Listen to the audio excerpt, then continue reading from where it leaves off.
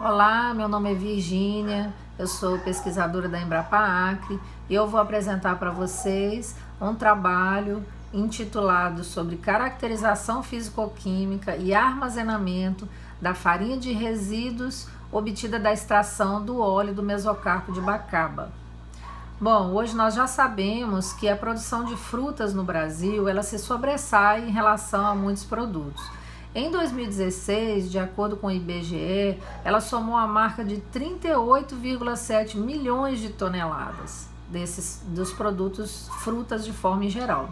Grande parte dessa produção de frutas no Brasil, ela tem como destino as agroindústrias, para transformação de polpas, para retirada de sementes, para venda de sementes e outros produtos. O único problema dessa produção em agroindústria é a geração de diversos resíduos, que vários estudos já têm demonstrado que esses resíduos de agroindústria são riquíssimos e podem ser transformados em coprodutos ou subprodutos, para que possam ser utilizados como produtos potenciais alimentícios ou na forma de alimentação animal, ou na forma de adubação e muitos outros produtos, muitos outros destinos. Assim, o objetivo desse trabalho em si foi de caracterizar e avaliar o efeito da embalagem, do armazenamento, do uso da embalagem aluminizada durante o armazenamento da farinha que foi obtida da extração do óleo do mesocarpo de Bacaba. Então, um trabalho bem específico dos resíduos obtidos da extração de óleo do mesocarpo de Bacaba. Então, para esse trabalho, o que é que nós fizemos? Nós coletamos os frutos diretamente no Projeto RECA, em Nova Califórnia, Rondônia. Então, no caso da Bacaba, no Projeto RECA, o objetivo principal é a extração de óleo ou o uso da semente para multiplicação, para propagação.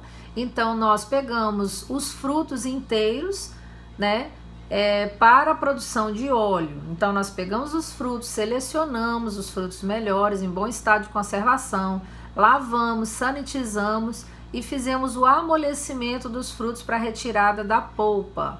O amolecimento foi em água, imersão em água a 50 graus Celsius durante 5 minutos, até que a polpa se descolasse da semente e facilitasse o despolpamento. Posteriormente, esses frutos foram despolpados em uma despolpadeira industrial, do tipo despolpadeira para açaí, durante 5 minutos. Essa polpa, na verdade, ela foi, depois de despolpada, foi seca em estufa de circulação de ar forçada por 45 minutos, durante 48 horas, que foi quando estabilizou o peso do produto, a estabilização da secagem. E depois esses resíduos, vou dizer assim, que é a polpa, ela foi prensada a frio, em uma prensa a 15 toneladas durante 20 minutos para a extração do óleo. Então, nosso objetivo aqui era a extração do óleo e analisar o resíduo da extração do óleo, que era a torta, Então, nós separamos o óleo para outro experimento e o resíduo da extração do óleo nós levamos à nova secagem do resíduo em estufa de circulação de ar forçada por 50 graus até peso constante. Esses resíduos foram, depois da secagem, eles foram triturados e aí foi feito o acondicionamento em embalagens aluminizadas. O armazenamento foi a 28 graus Celsius por 120 dias. Os tratamentos, então, foram considerados: tratamento 1, sem nenhuma embalagem, O tratamento 2, embalagem aluminizada sem vácuo. E o tratamento 3, embalagem aluminizada com vácuo. Após o armazenamento e antes do armazenamento também, o resíduo ele foi analisado em relação à composição centesimal, então teor de umidade, cinzas, extrato etéreo, proteína bruta total, fibra bruta total, carboidratos totais, acidez titulável, pH, atividade de água por um medidor portátil de atividade de água e a cor instrumental por um colorímetro que fazia leitura na escala CIELAB, luminosidade, parâmetros de cor A e B.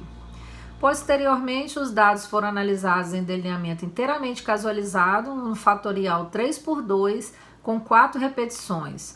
em análise de variância e o teste de Tu, que é 5% de probabilidade pelo programa estatístico SISVAR. Bom, como resultado, nós podemos perceber que houve redução do teor de umidade após o armazenamento, né, após o período de 120 dias de armazenamento, e essa redução de umidade ela fez com que houvesse redução de todos os outros componentes da composição centesimal, com exceção do valor energético e atividade de água, que não faz parte da composição centesimal, mas o valor energético não teve essa redução. Mas essa redução dos componentes foi principalmente devido ao teor de umidade que reduziu após o armazenamento, que é natural, né, havendo então concentração dos componentes, já que a composição é centesimal. Mas o que a gente pode perceber em função do resíduo em si, sem considerar, né, o armazenamento, ou seja, os valores médios dessa composição centesimal, da caracterização desse resíduo, é que nós tivemos um alto teor de proteína média, né, proteína bruta total do resíduo, que foi de 10,32%, e um alto teor de fibra bruta total, de 30,16%. Né? Esses teores de proteína e de fibra bruta, eles foram muito elevados em relação a diversos outros resíduos de agroindústria, né? Agora, nós percebemos também que o extrato etéreo, né, o teor de lipídios final desse resíduo, ficou muito elevado, de 29,08%. Agora, esse elevado teor de extrato etéreo foi principalmente devido ao método de prensagem utilizado, que foi a prensagem a frio, já que a gente não queria utilizar um método químico devido aos objetivos do projeto RECA de serem produtos orgânicos, né?